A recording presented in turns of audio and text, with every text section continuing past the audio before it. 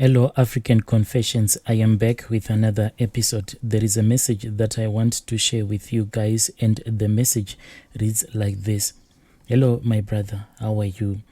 There was this other day, I was just walking in town. On that day, I was hungry and things were not well back at home. I was jobless.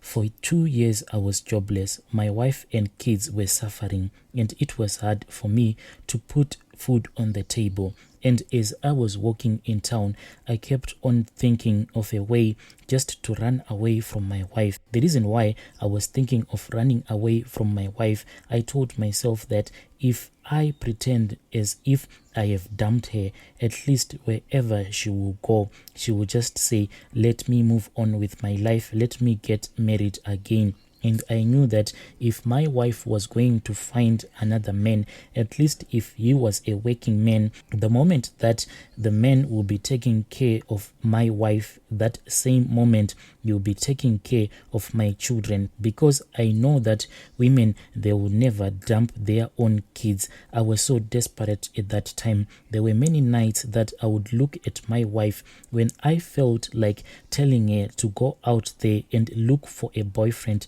someone who was going to give her money so that at least we can just buy food. Because come to think of it, if I was going to go out there and try to propose love to another woman, I don't think there was any woman who was going to say, yes, I love you. Then in that same moment, the woman was going to say, yeah, take this money and go and buy food for yourself and for your kids. But if it was my wife who was going to have a boyfriend, at least that boyfriend was going to give her some money. I was so desperate like that. But I kept walking and walking around town, and there was no way I could go with my family. When I returned back to the location, I then found out that my landlord, he had kicked out my wife and my kids out of the house.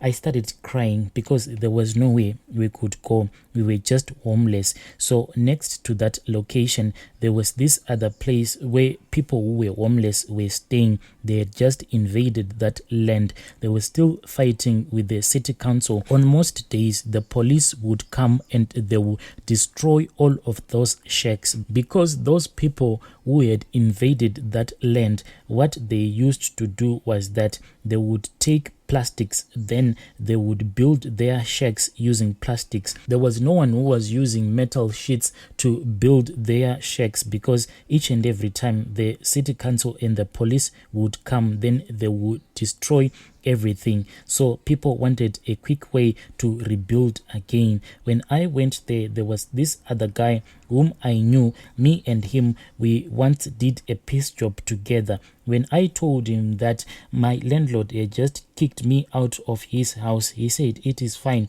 you can come. Me and you, we are going to prepare a place for you and your family to stay. So I went there. Throughout the day, we started building that shack, and in the evening, our house was already ready.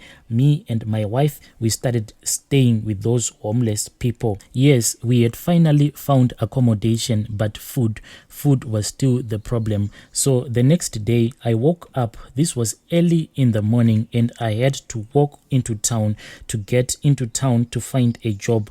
I was walking and I was hopeless, and everything was just going against me. I was hungry. So I went to this park so that I can just rest, because I had been walking around town looking for a job, but in each and every shop that I was getting into, they were telling me, sorry, no job. I thought that if I go into these Indian shops, you know what they say, that the Indians will always hire a new worker.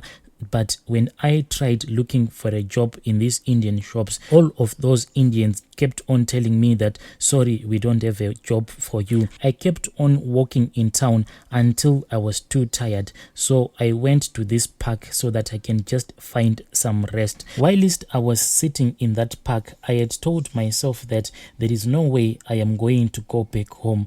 I was ashamed, because whenever I would return back home, my wife would keep on asking me, how was your day? We don't have any food to feed the children. So I thought that if I were to desert my wife, at least she would move on and she would find a boyfriend. Maybe she would be lucky to get a boyfriend who was working, and that boyfriend will then take care of her. When I was sleeping in that park, I then raised my hand. Then I saw a young man that was walking towards the place where I was sleeping. He then sat next to me. I saw that he was holding a small bag. After that, he received a phone call. Then he just stood up.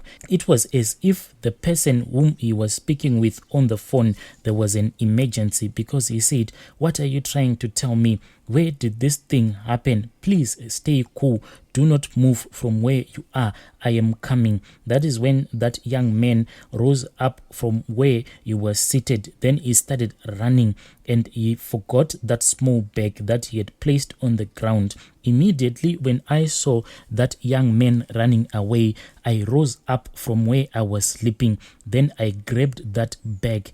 At first, I wanted to run away with that bag, but I looked at him and I said, let me try to follow him, so that maybe if I give him this bag, maybe he would offer me some money. When I tried to follow that man outside of the park, he had just disappeared into the crowd. I could not see him. I was left with his backpack. I opened it and I saw that there was money inside there. When I saw that there was money inside of that backpack, I didn't want other people to see that the backpack that I was holding, it was not mine. So I quickly walked out of the park. Then I quickly walked into the crowd. Then I went straight back home. I took a taxi and I bought some groceries and I went back home. My family on that day, they were really happy. The next morning, I went out with my wife. The next morning, I then went out. When I came back, I told my wife that I had found another accommodation, but not in the locations. When she said, "Where have you found that accommodation?" I told her that we will be staying now in the low density area. Me and my wife, we moved from that area where we were staying. After paying for the rentals and buying a lot of food, I saw that there was a little bit of money that was left in that backpack. So I took some of that money, then I invested it in a small business. After a month, strange things started to happen to me.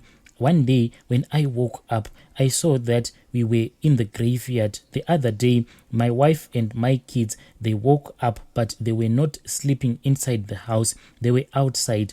My first son then started to get sick. He was so sick, then he died mysteriously. That's when we started to seek for a solution. And I was told that the money that was left by that man, he actually left that money because it was just ritual money. He was told that when he leaves that bag, and anyone who would pick that bag, his family would be sacrificed so that he can be rich. So he said that I had to make contact with that man for this curse to be broken. I do not know where I can get this money, because that traditional healer who was helping me told me that I have to return the money. No matter how much it was, I had to return it.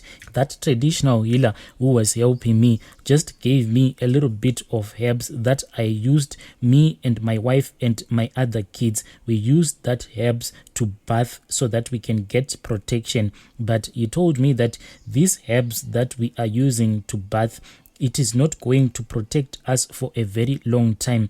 I have to find that man. I do not know where I can find this man, and I can never get this money because it was a lot of money. On that day, when that man pretended as if he had forgotten his backpack, I thought that my ancestors had answered our prayers. But Brother Nashi, things are really worse in my family, and I am afraid that my wife is going to start blaming me, because when I went to that traditional healer, I thought that maybe this traditional healer, since I had spoken with him in private, I told him that if there is anything bad, please do not tell my wife. I had been open enough. That traditional healer, I had told him everything that had happened when I was still in that park. But whilst we were consulting with him, suddenly that is when he started telling my wife that she has to be careful. She has to assist me to find this money so that we can return it to the rightful owner, meaning that me and her, we have to assist each other. We have to work to get this money, but there is no way I can get a job right now. The amount of money that me and my wife used, it was a lot of money. It will take me maybe 4 or 5 years for us to raise such a kind of money. Please post for me. Dear listeners, right there was a message that I received via Facebook. Then I had to ask one of our admins to give us a translation. Please let us talk about this issue in the comment section. I'll be back with another episode.